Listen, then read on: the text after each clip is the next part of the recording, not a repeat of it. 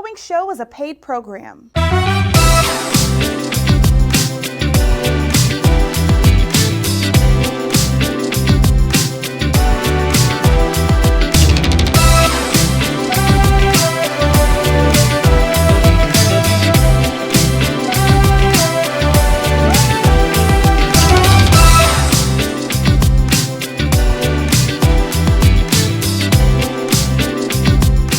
Hey family, how you doing today? We have the best of the best in the building with us. We have Mr. Tony Guitar Copeland. We call him Mr. Tony G, American smooth jazz artist. Hey my friend, how you doing? I'm doing fine, Cam. I'm so excited about you being here today.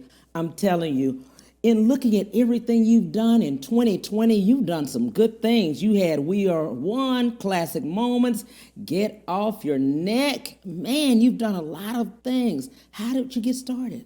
I got started years ago in the church. I'm from the church, and Yeah. I'm from the Southern Baptist, Southern Gospel. Get down, and my mom bought me a guitar. Yeah. And I started. Actually, it was a wind-up guitar. So when the people would get happy, Yeah. I would. She said, I was standing on the floor with a diaper on and wind this guitar. And so one thing led to another, and then she bought me another one, and then her and my father bought me a bass guitar, and then we started a group called the Copeland Singers. Yeah. So I have 5 sisters and it was 2 brothers. So we were the Copeland Singers, and that's how I got started. And then at age 9 or 10, I joined my first gospel group called the Spiritual Wonders, Yeah. which was a professional group local. Yeah. And then from there, I went to the Peerless Four, which was a national gospel artist, gospel group. And the rest was history. I just kept playing and practicing and playing. Absolutely. In reading your story, I noticed a lot of things. One thing that just stood out to me was Halloween of 1973. Oh, boy. Right. Yeah, your brother was got burned. Let's Yeah, talk about yeah. that. And you saved him. Yes, it was 1973, Halloween. We came home from school Yeah. quickly, and you know how kids are. It's Halloween. We're going to Yeah. do our chores. Well, for some reason, my brother, he went into the utility room and accidentally knocked the gas can over. And it went to the water heater, and he told me. He did live, and he saw the fire come back, What? and it blew up. I was in the house actually learning how to dance because my sister said, hey, one day you're going to be famous, but you can't dance. Right. And we was dancing to the tune, The One I Love, by Harold Melvin and the Blue Note. But actually, I heard the boom sound. And I said, I heard something go boom. They said, no, no. When I went in the kitchen, he was gone. And he had, like I said, knocked the can over. And so I got everybody out of the house. Right. We went next door. And I looked out of the window from my neighbor's house, and he came out of the front door fully engulfed in flames. Ooh. And I heard a voice. It said, go save him. And I went and did what I had to do and knocked him down in the yard and sprinkled the water on him. And he was burnt 99% third degree on Halloween Day. He was 13 years old, and I was 12. And he lived. And he lived. He's still living today. Is he? Yes, he's living today. And that was a miracle. Right. Yes. Right, that was right, a right. miracle. Right. Because 99% of his body was burned. Yes, third degree. Third degree burns. Yes. And what it did, it left a scar. Yeah. And as far as, you get the things from people who laugh at you. And Right. when we went to the mall and everything, people would laugh and joke and, make him feel bad, would make me feel bad. I was more of the fighter. Right. Fighting the people Protective, off. yeah. Yeah, protective, yes. And, but I'm finding out that really shaped my music career because I became a very serious young man. Yeah. Actually, I think I like to say I became a man at 12 years old. Absolutely. And then I saw the nature of the world. It could be Right. very cold and mean. And so I focused on the music. Absolutely. Let's look at this video because that depicts what you're speaking about right Okay. now. Let's look at the video right now. All right. We Are One.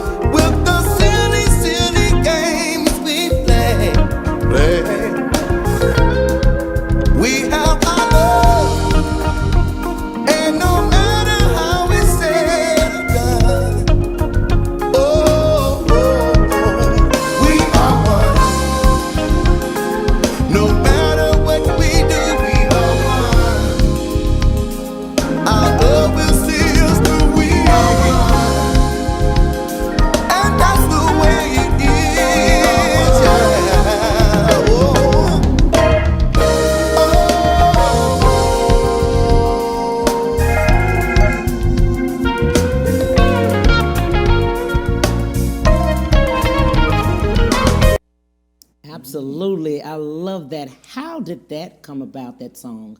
That song came about, as the whole world know, it's a cover tune, and it was produced and recorded by Maze featuring Frankie Beverly. And Frankie has been an idol, or sort of like a mentor of mine, since the 70s when he made Golden Time of Day. Right. And I actually got to meet Frankie in Germany, and the rest was history. So I learned his songs. I know all of Frankie's songs, singing them, and people began to say, "You sound like Frankie. You have the aura of Frankie." But it's just that I studied him, and Frankie's songs talk about love, peace, and harmony. So that's really what I like to exuberate with people: love, peace, and harmony. So that's how the song came about. We were doing an album, and I said, well, let's put out "We Are One" by Frankie, and so that's how it came about. We all decided that that would be the one. And plus, we said that the world needs to hear something like that. With all the chaos and the fighting and bickering, you know. So we decided it would be "We Are One," and it's doing pretty well. Especially during this time. Yes. You know, during the time of COVID, during the time of, the unrest, 40 million people unemployed, you know, just a lot of things that are happening right now. And that's just a great song right there. In doing that, you have some more. "Get Off My Neck." Let's talk about that with Black Lives Matter. Okay, "Get Off My Neck" came about after the George Floyd situation. We all saw what we saw, and everybody had emotions and feelings about what they saw. And when I saw it, it was very hurtful. And piggybacking off of "We Are One," it seemed to go backwards based on what we were trying to say. And so I sit down, I say, I need to write a song. I need to do something for our people. How can I contribute? And I sit down and thought about the song. I said, let's write a song called "Get Off My Neck, I Can't Breathe." And that's how it came about. And the reason it came about was because of the Black Lives Matter thing, was situation with George Floyd. Absolutely. You were saying you were a vet. You're a veteran. Yes, I'm a United States veteran, Army veteran. 101st Airborne. Absolutely. Yes. Absolutely. And by you saying that, and the reason I speak of that is because now you see the unrest. Now you see what the world is going on, and now you see these are depicted in your songs. They are. And actually, quite or sort of naturally. I have a friend of mine, she likes to say, your youth depicts who you're going to be in your adult years. And so those songs are coming about. It's not a real thing that I sit down and pull my hair out as to what I'm going to do. It just flows from my heart. And I look at the heart of people and try to mirror what they're saying and put it in music. Absolutely. Let's do this. What would you like to leave with the viewers? I would like to leave with the viewers that my name is Tony G. Copeland. The G stands for guitar. You can find my music at TonyGCopeland.com. And you can catch me on Facebook, Facebook.com/TonyGCopeland, Twitter.com/TonyGCopeland. And I like to say, go out and get my music. And we want to think about "We Are One," and let's love each other more and more. That's what I like to say. I appreciate you so much. Thank you, my friend, for everything you're doing.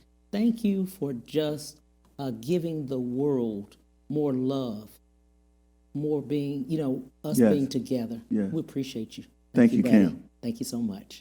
All right. We'll take a break. Be right back. We'll be right back to the Cam Hill Show after these messages.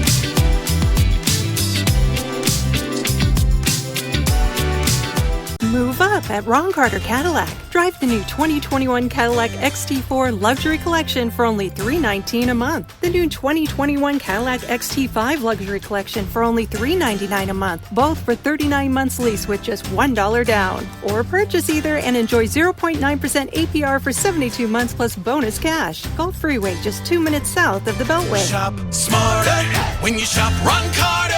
RonCarterCadillac.com.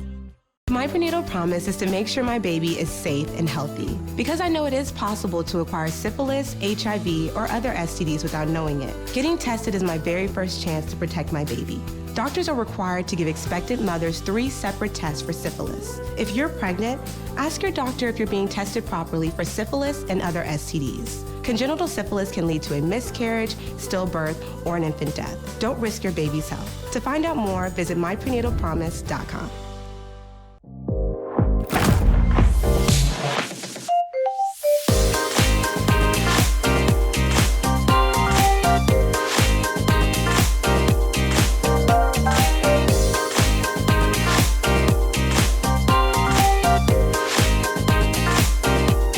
Amazing things for you. And now back to the Cam Hill Show.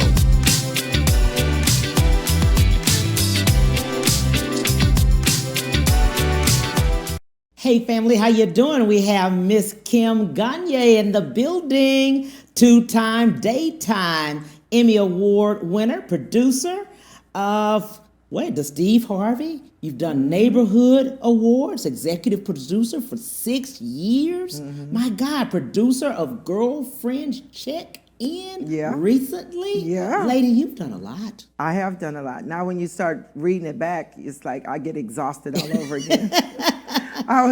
Somebody said I had to send, when I started working on another production, you always have to send your bio and your resume. And I just kind of started reading over it again, just for giggles and grins. Yeah. And I got tired. Right, absolutely. It's been a long but amazing journey. Absolutely. You've done Court TV. Court TV. And you know what is so funny? Do you know what? I still love Judge Judy. Right. Like, I'll still watch Court TV, and it's even more fun for me because I know how it's put together. Right. So when I'm watching the plaintiff and the defendant, I'm like, your producer didn't tell you to do that. I know she didn't tell you to do that. So it's always fun for me watching Court TV, and I love Judge Judy. So I still have a big heart for Court TV. It was fun. I'm so excited that you're here because in talking and looking at the process, reading your book and everything. Oh, thank you. Let's talk about how you started on this journey. Well, I'll give you the elevator portion of it. You know, basically for me, as I say in the book, I really knew at about 7, as far back as I can go at 7. To remember that I wanted to be in television. Right. And I wanted to work with the box, which is what I used to call the TV, the box. And I didn't know what that looked like. I didn't know what that would be. And I do totally believe it manifested itself. Yeah. You know, I found my way to Yates High School, Yeah. School of Communications. I was in the second graduating class of that. And that was, once I got to Yates, I wasn't zoned to Yates. I lived in 5th Ward. Yates is in 3rd Ward. But I found out about this magnet school at junior high. And one of my teachers said, I think you should apply to this new magnet school. And I did. I got in. And that really, Yates High School really changed the game. It really solidified that this was something I could do and I would be good at it. Absolutely. Yeah. And looking at that and just along the way as you get started, you're going to school. How did we actually get into news? Because you were in news. Right. I was in news for forever. It feels like 13, 14 years. No, it was even longer than that, actually. But I got in the news quite simply. Again, Cam, you and I have talked about in this business the importance of relationships. Absolutely. And, you know, I try to tell my kids this. My middle baby is in college right now, and my 16-year-old, I tell them about relationships all the time. Yes. Because building relationships just really, I can't say enough about it. And my first job in TV came from a relationship. Right. And that was the relationship I had with my then professor, April Meeks, who is still at Channel 26. Right. But April was my professor at University of St. Thomas. And because of that relationship, she brought me over as an intern at Fox. And from there, I just begged my way into the newsroom once I had graduated. And there were a lot of ups and downs and in between, but for the most part, it was about relationships. And that's how I got into the Fox 26 newsroom. And I knew once I got in, I'd be okay. But it was like getting in. Getting your first TV job is the hardest job. Right. But once you're in, you're in. Yeah. And once you start cultivating relationships and friendships, then you can, it's a very incestuous relationship, Right. actually. Yes. You Yeah. know, because you'll go someplace, you'll go to a gig, and literally the director is married to the person running the floor crew. Right. Or the cameraman is married to the producer. Right. It's always some entanglement, or you'll go to shows that I've gone to where literally they have jumped from one show to another show and they brought their core people. Right. I still see it today. It's really crazy. Like when you have a group who has been together, Yeah. you see the names in the credits and they're still together. Right. Because what that is that one of them gets an EP gig or takes over a talk show or whatever. First thing they do, hey girl, what you doing? Exactly. I need you to go with me to LA and do this talk show. And they bring a core, because you bring your core with you because you can trust your core. Right. You know that they know what they're doing. You know they got your back. You know they're listening for you. Right. And so you always want to bring a core with you. And I mean, it's just so many examples of that. Like groups that are still together doing network television, you know, talk shows that I, you know, am friends with everybody, but you can see that the core went and did that, you know? Absolutely. Yeah. And I love what you're saying about that, because that's why we see many times actors going from one soap opera to the other one and but they bring everybody with them. You know what I'm saying? Exactly. You know, it's you bring people you're comfortable with. Right. Now, hopefully the people you bring with you are competent. Right. Let me just be clear, because sometimes Pookie can't go. You know, sometimes Pookie needs to just fold back, or you need to give Pookie a different title. Absolutely. But, you know, you want to make sure that when you bring a core group with you, that they are competent and they not only have your back, but they have the chops to do the job. Absolutely. We're touching on Women's History Month, which is this month. Yes. And you speak very highly as well for women and about women. Yes. Why so? I mean, I tell people this all the time. I don't trust women who don't have a core of girlfriends. I'm not saying like a lot of girlfriends, because we know as we get older, Right. people kind of fall away for different reasons.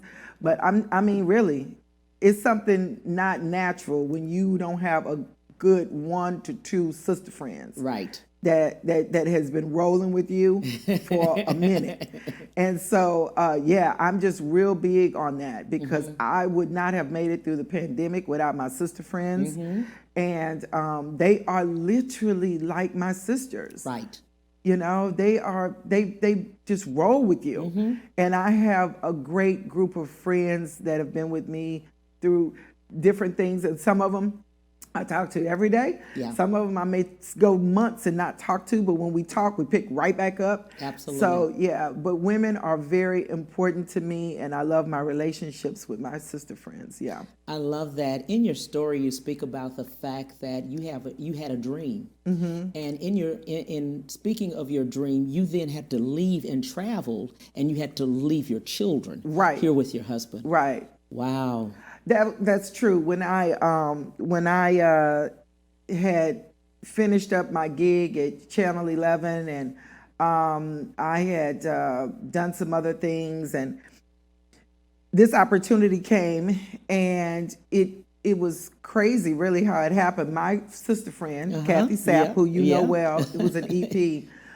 Kathy, to my point, got an opportunity in LA to start a brand new court show. And Kathy wanted certain people with her, to our point, right, that she knew could not only do the job, but who would have her back. Right. Okay? We all venturing in a new territory here, so you want to make sure you have people who are there for you. Right. And so Kathy invited me to come to LA to work on this show, and I said, no, I can't go. I got 3 kids. They're, middle school, high school. I can't do that. And Kathy and my husband had a conversation, a sidebar conversation. And he said, I'll get her to go. Ask her again. And my husband literally pushed me out the nest. And he told me, not only will you go, you'll be great. And so that was hard. That was my first away job. And it was in LA, and I hated it because the time difference, and it was a lot for our family to deal with, me being gone like that. And then after I did that job, I got the call from Steve Harvey, and I went to Atlanta. This is before the Steve Harvey Talk Show. And I went to Atlanta and I worked with him. And so there again, Mom now goes to Atlanta. But Atlanta's a little bit better because it's only a 1 hour time difference. And I'm a 2 hour plane ride, okay? And it's better because I feel more comfortable because I'm more surrounded by people I know, okay? Right. And so then from there, we taped the pilot, which would become the Steve Harvey Talk Show. And then we were off to Chicago. And literally by then, my kids were used to what was happening. And when I said, well, we're moving to Chicago, everybody was like, no, we're not. You're moving to Chicago. You are, yeah. And I did. And I went back and forth for almost 5 years. Monday I was at my 10 o'clock a.m. meeting. And I would leave on Fridays after my 3 o'clock meeting.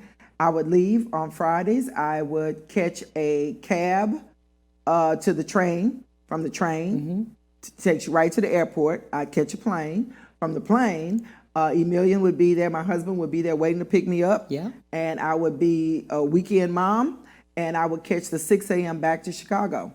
And be in time for my meeting at 10 o'clock. Southwest really does one like that you can really do that, And pretty soon, it was like me going to the Woodlands. Right. Me being on Southwest Airlines and flying was like me going to the Woodlands. Right, yeah. right. I just had it down to a science. I had clothes at home, so I didn't need to bring clothes. Right. And I had clothes in Chicago, so I never needed any. I may roll a bag or something like that, but it was very efficient, actually. But after 4 years, it was time for me to come home. I brought that up in the sense of 40 million people are unemployed now. Yes. And many people will have to start thinking about that. Yes. As an option. As an option. Yeah. As an option. And I think that a lot of women, we really can't even imagine leaving our kids. Right. And we can't imagine leaving our families or whatever. But I will say this, if there is an opportunity that is knocking on your door, I think you have to answer that. Right. Because I now realize, had I not gone, my what ifs would have been forever. Yeah. And I love what he said. You don't want to regret it. I didn't want to regret it. And he saw that, and he said knew that. that I would. Yeah.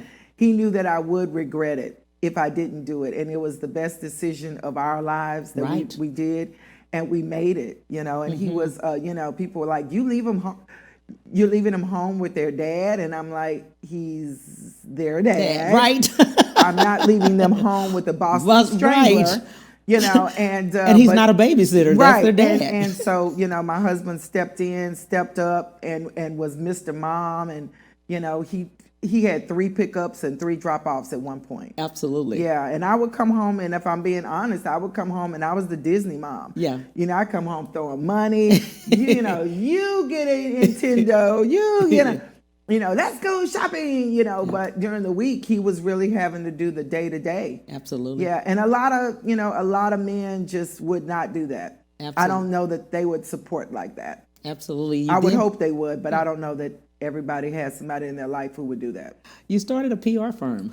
I did. When I came back to Houston in 2000, and I don't even know what year it is, 2017. The talk show was still going on in Chicago, and they were looking at moving to LA. I knew LA for me was not an option. I'd been there, done that, and I'm not an LA fan in terms of living there permanently like that would have meant. Yeah. So it's good to go pop in, do a job, and then you have your time away, and then you can always go back. I mean, I like it like that. But it was time for me to go. Yeah. I had come, I saw, seesaw scene. Yeah. And I needed to get back to my family. My kids missed me. I missed them. I missed my husband. I missed my family. And it was time to go home. Right.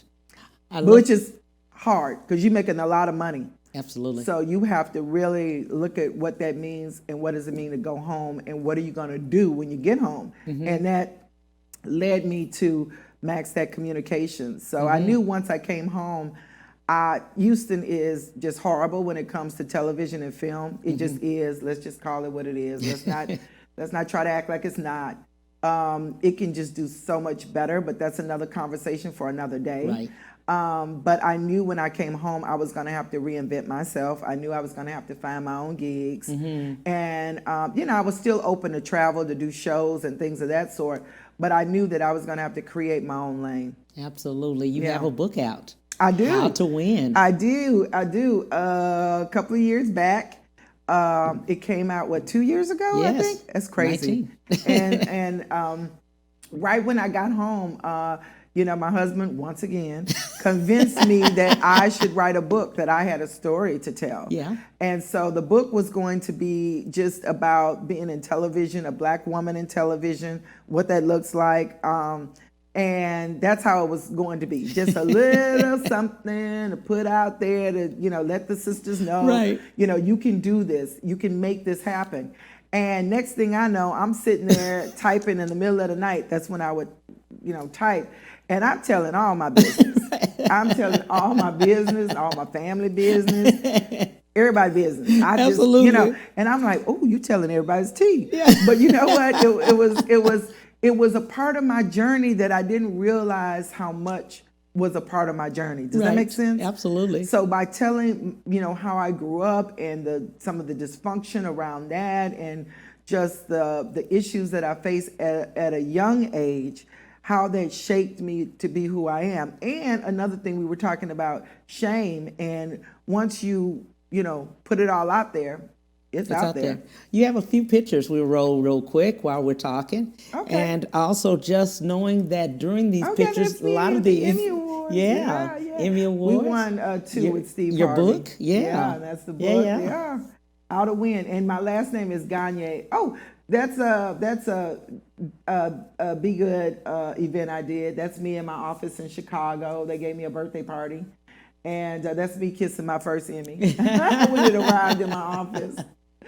Yeah, and that's me and Crazy. We had a lot of fun. Yes. And I made him hold up a Yates hat. Did you? Yeah. I had a Jack That's Steve Yates, Harvey. Yeah, I had a Jack Yates t-shirt. There you too. And I made him hold up that t-shirt. Yeah. Absolutely. Absolutely. Yeah. In coming and doing things, we'll talk a little later about your mentoring. Yes. You mentor other young I call ladies. them my TV babies. There you go. Yeah, my TV babies. They're everywhere now, and I could not be more proud than the group of women and men that I consider my TV babies. Absolutely. That I had some little bit of a little bit of touch that I may have put on them that helped them go out into that world and conquer. And they're all over, and I'm very proud of that. They're anchors. They're anchors, they're talk show hosts, they're behind the scenes, they're production managers, they're agents. I mean, they just are running it. And I could not be more happy. When I see them, one of my TV babies was Jake Hamilton, and Jake now works in Chicago, and he's a movie critic, and he flies all around, and he's always with celebrities or whatever. And I was still in Chicago working, and literally I'm walking down the street and there's this huge billboard with him and his news team, and he's right there in the middle. And I just stood under that billboard, and I just thank God, that I had a little bit of part in that. Yeah. Absolutely. Hey, we'll be right back with the Cam Hill Show. We'll be right back to the Cam Hill Show after these messages.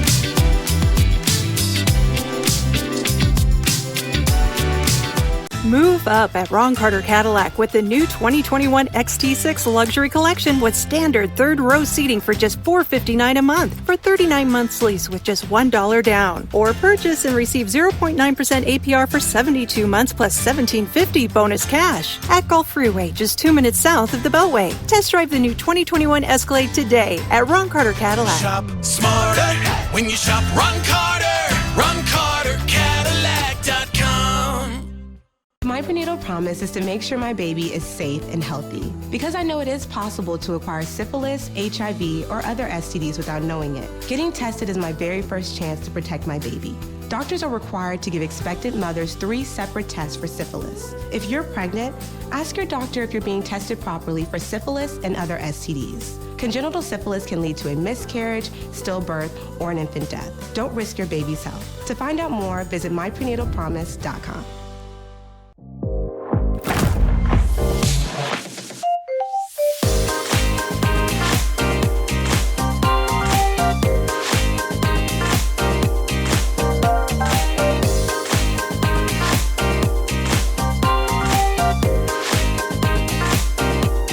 Amazing things for you. And now back to the Cam Hill Show.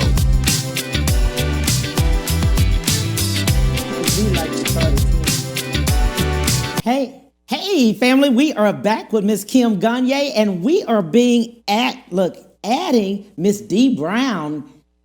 Hey, Dee, how you doing? I'm well. How are you? I'm excited. Hey, Dee Brown. Now, Miss Kim Gagne mentors, as she was speaking, just different people in different industries. And Dee Brown is part of that, right? Yep, Dee is one of my TV babies. Absolutely. Miss Dee Brown, she's lifestyle journalist, ambassador for the Oprah magazine, lifestyle reporter for NBC affiliate, and interior styling, and everybody calls her the professional girlfriend. Yep, that's her. That's Hey, me. Miss It's a Dee. lot of hats, right? Exactly. That sounds like a lot. Yeah. And don't forget wife, mom, caregiver, and all those other hats that we wear. Absolutely. Yeah, my hat box is about filled to the top. Miss Dee, how did you get started? You know what? I always knew journalism was exactly what I wanted to do. I actually started writing for a statewide, like a high school newspaper back in Tennessee. And I realized I was a little bit better at writing than I thought. I was an athlete, so I didn't really give, I think, other things an opportunity because I was just so stuck to being like running track. But once I went to college, I got pretty serious about it and really started focusing on my academics in a much different way. And once I graduated from undergrad, I wasn't quite sure the path that I needed to take, what steps that I needed to take in order to break into television. And I had done radio, but I wasn't really clear. And so I went to graduate school to kind of buy me more time. And so I got an internship at ABC 13. And I worked there. I worked on the morning show. That was when Sharon Melton was anchoring there. And I got a chance to get to know everyone there. And so as I was working, I was like, okay, graduation is coming up. I got to figure something out again. Like those 2 years went by so fast. And I knew that I had the television experience. It was just a matter of what I wanted to do. And what I did know is that I didn't want to do local news. Preferably, I didn't want to do local news because I knew lifestyle was kind of always like what I was interested in. And I remember Howard University had a communications job fair. They have it every year, and they invite everyone you could think of. There's a different representative for like national shows, networks, NBA, NFL. If you want a job in communications working with a big name, they're going to be there at that job fair. So myself and 2 other graduate students, we flew to Howard. We were in the hood, 3 of us in one hotel room, 2 boys and a girl, like, sleeping on top of our clothes because we wanted it that bad. And I ended up applying for a program for recent college graduates called the PAGE program with NBC. And it's a pretty big, deal, like in the industry, a very respected program to kind of get your start in TV with. And honestly, it just kind of took off from there. But it's weird because I wasn't super confident that if I applied, I would get it because like so many people apply. And so I just wrote a letter to like the vice president of human resources at NBC. He didn't know me from a can of paint, but I was just like, what's the worst he can tell me? No. I said, He can't fire me. And I told him, I was like, hey, I'm graduating. I want this job. Like nobody from the South was actually like applying for it. Like it was mostly like East Coast kids. And I just gave him my spiel and he got me an interview. And every relationship, Kim spoke on that very well. Right. It's a lot about building relationships.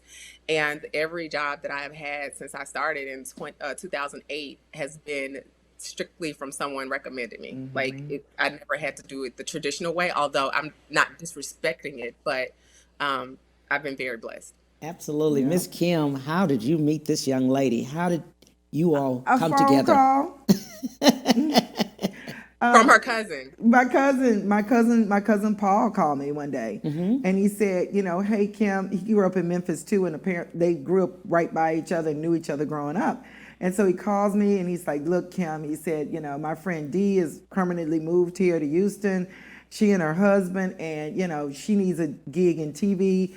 Will you just talk to her or whatever? And I'm like, okay, and I just never can not say no to women who need a conversation. Right. You know what I mean? So I'm like, okay. So actually, Dee and I met at Starbucks. We had coffee, and that was that. Yeah, that was that. She was in. And I knew of a position actually at Channel 11 that they were starting another. No, I'm sorry, was it 2? Channel 2. Channel 2. Yeah, they were starting a lifestyle. I had started Great Day Houston. That was one of the things that I did when I was in local. I did help create that show. So I knew that my old boss from Channel 11 was now the EP at the new station over at Channel 2, and they were going to start this new lifestyle show. So I picked up that phone. And this is something that, again, I pick up the phone for very few people unless I know that they got the goods and they're going to do well, But I picked up the phone for her and I called him and I basically, and he'll tell you, I told him this, I said, you'd be a fool not to hire her. So I was hoping she was going to say that. I was like, when she said that, I was like, oh my goodness. I was like, did she just say that? I said, yeah, she just said it. Yeah. I was like, that's I did. Listen, that's how she rolled. And that was it. That was it. He hired her, and there you go. There you go. There you go. And Dee, you said it too. Relationship. Yeah. No, relationships, like, thankfully, that's one of the things that I did learn like earlier on, like the art of it. I would say I initially started learning that under my godfather, who has now passed, used to be a general manager at KTSU, George Thomas. And he taught me how to finesse. He taught me like, okay, you have got to build, and not just because you want something. Exactly. Like you got to genuinely build with the people that you connect with, because it's not about what others do for you. It's what you can, do for them. You get with the right people. And if you're really passionate about the art of the industry, like it's beyond the checks. Now, who doesn't want a bag? Of course, we want our money. But there's an art to the industry, an art to storytelling. It's an art to meeting amazing people and telling their stories and so forth. And so I learned that very early on. And so I was always like just talking to people. I always wanted to know their story. And God really aligned things up for me to where I just always feel like I met the right people. And sometimes I didn't even know I was talking to the right people. And even when Kim and I still remember that day at Starbucks like it was yesterday, because she pulled up in her Hummer and I was like, uh-oh. So I'm like, I'm trying to, get it together. But the funny part about that, her cousin had been talking about his cousin Kim forever. I knew who she was, but I didn't know it was the same she that was related to him, right? So he's like, oh, I have a cousin Kim, she works in television. And it never registered to me like Kim Gagne White, right? And I had heard about her, I'd read about her. She had gotten recognized, with all these different awards. I knew about her from Steve Martin. So she was like that it person that you wanted to get to know if you were in Houston. If you wanted to like get connected in the end, like Kim is the person that you wanted to know. And I was like, she'll never talk to me. And I remember even local news stories. I feel the same way. Listen, I remember seeing her. She was on the local news one time. It was like some award that she had got, and she was featured in the Houston Chronicle. And I was like, this is the person I need to meet. And it wasn't even like, I just wanted to pick her brain. I wanted to hear her story. I wanted to talk to her. So she's telling me all this time. And I was just like, man, Kim. And so one day he was just like, yeah, Kim. He said Kim Gagne. He didn't add her. And I was like, wait, that's your cousin? And he was like, oh, what did you think I was talking about? And I was like, oh my gosh. I was like, Paul, you got to put me on. But, even Kim, like, she's so well respected, but Kim knows everybody. Yes. And you can just Like Yes. she can pick up the phone. Yes. You can tell she's in production. She's so solutions driven. But I feel like a lot of that comes from knowing people, because you get the information, and from getting the information, you know how to give a solution. Yeah. Yeah. And producers, we're problem solvers. Yeah. So we just like, what's the problem? Okay, let me fix it. But I go back to, again, that when you are in a position to plant a seed, or you are in a position to pick up the phone, or you are in a position to just do something to bring somebody else a little bit further, why not do that? It's not all about you sometimes. Sometimes you're not going to get a check on everything you do. Right. You know what I mean? Sometimes it's just picking up the phone, and I know a good person who's a good fit for you. And especially if you're a black woman and you can bring another black woman into a situation to shine, why would you not? But you have a lot of, Most don't. you have a lot of, well, I've been blessed to be around women who are secure in themselves. That's it. Who don't mind bringing us along. Right. So, I mean, whatever projects I got, if I can bring Dee Brown, she coming. Yeah. If I can bring any of my ladies, they coming. Right. So that's just who I am, because they deserve a seat at the table. But you said the key. Dee, she said this key, securing themselves. Yeah. Yeah. Listen, listening to her, it's funny because I've been fortunate to have different women, just very more so diverse group, but naturally I think there was a part of me that wanted to gravitate to certain and women, and I got rejected, and it's crazy because I was just like, man, I'm like, did I talk too much? I was like, what did I do wrong? When you're young, starting out, you're asking all these questions, and it was disheartening. But I will say this, Kim changed that for me. Kim and another one of my, I call her my TV auntie, Sherry Williams. Like those two, when I tell you, they rocked for me on a whole nother level, but it also encouraged me that, there are people like them that exist that are confident and that are secure, and that's saying, hey, let me knock on this person's door to get them to answer the phone so that they can get you in the door. Yeah. But also, it's not about just what they've given to me, what I've been fortunate enough to give to other girls, whether it's like, and that's it, hooking them up, connecting. Oh, you want to get in the paid program? I'm going to reach out right now. New York, right. Like, I can tell you my LinkedIn is blown up, or even internships, like being intentional about certain people that you want to get the internships and like fighting for them, because you see that, I know for me, I used to work at 11 and I used to oversee the internship program, and man, like, when my girls were applying from Texas Southern, because that's where I graduated from, I'm like, what can I do to help them? I was creating, we would have these little symposiums that I would put together to where for one day we would bring in all these students so that they could have an opportunity to talk to, different professionals in the building, get their cards, ask questions, learn about the industry, because at that time, they weren't getting that direct connect. And so I can create this opportunity, because guess what? I didn't have a direct connect, when I was trying to figure out. And that's everything. So it's like different. Yeah, it's what do you do? And it's like I just said, he said, how did you get into business? My direct connect was my professor, who happened to work at Fox 26 and still does. So she was my in. Yes. So it just means everything when you can have a direct connect. Somebody who can say, hey, I'm introducing you to Cam. Here's what you need to know, and blah, blah, blah. And just say, hey, Cam, I really want you to take a look at this one. Right. She has that. Absolutely. Yeah. Miss Dee Brown, what we'd like to do is, what would you like to leave with the viewers? Her Instagram, so they can go look at her Morning Cup of Style page. Listen, but you know what? It's crazy. One of the things I definitely want to leave, connect with the right people. Connect with the right people that you can learn from. It's not always about the job that you can get, the hookup, and that will come.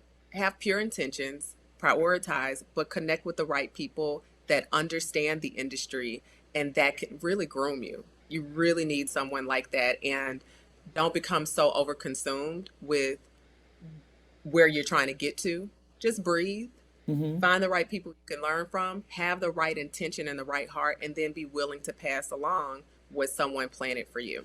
That's right. Absolutely. How can they get in touch with you, lady? Instagram at Morning Cup of Style. That's beautiful. Miss Kim Gagne, same question to you. What would you like to leave with the viewers? Well, it's Women's History Month, and so, women are just so complex, especially Black women. We are just so badass. We really are. And, a month is just not enough time, but I am at least glad that we are celebrating Women's History Month.